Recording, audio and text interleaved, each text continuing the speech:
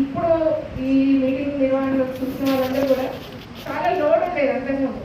ముఖ్యంగా ఈరోజు మీరు అర్థం చేస్తారంటే ఫుడ్ సర్వ్ చేసేటప్పుడు అంతకుముందు ఈ 40-50 మంది అయినప్పుడు అంత వచ్చేది. ఇప్పుడు అలా లేకుండా ఒక పద్ధతి ప్రకారం చాలా ఆర్గనైజ్డ్ వేలో జరిగే విధానం అనేది కనిపించింది.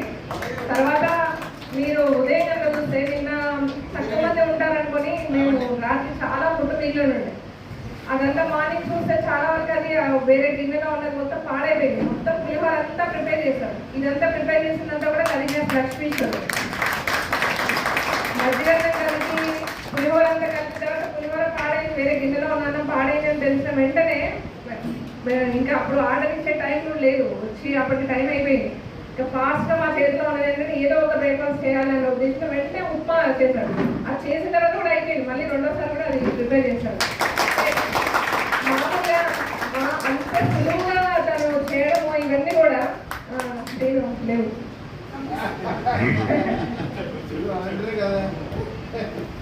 చాలా అద్భుతంగా ఈ సమావేశం నిర్వహించడానికి వాలంటీర్స్ ఇది క్లబ్ అనేది బాగా పనికొచ్చింది.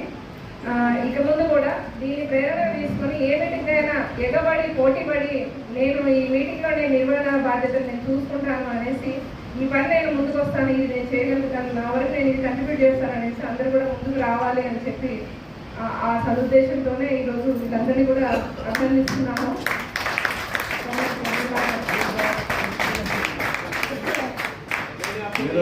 ఈ వాలంటీర్స్ అందరినీ చూసి నాకు తీవ్రమైనటువంటి అసూయకు లోనవుతున్నాను. అయితే నాకు చాలా గర్వంతో చాలా ఉపయోగాలు నేను వీళ్ళ బ్యాడ్జెస్ చూసినప్పుడు వీళ్ళు ఇది వాస్తవంగా ఈ కల్చర్ అనేటువంటిది మనకు గతంలో ఉండింది.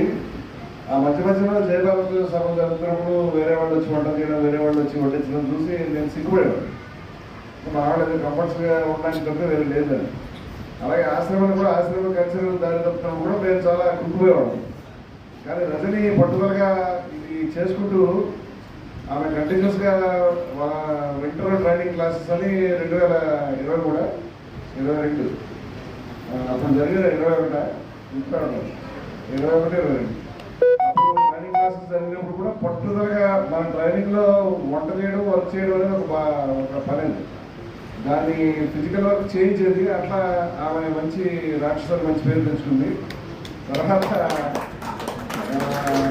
ముఖ్యంగా మొన్న జరిగిన 15 రోజుల క్లాస్కి అసలు నేను కూడా సంశయంతో వద్దు, ఇది వాళ్ళ క్లాస్ ఉంటేనే బయట కదా ఇక్కడ ఏమన్నా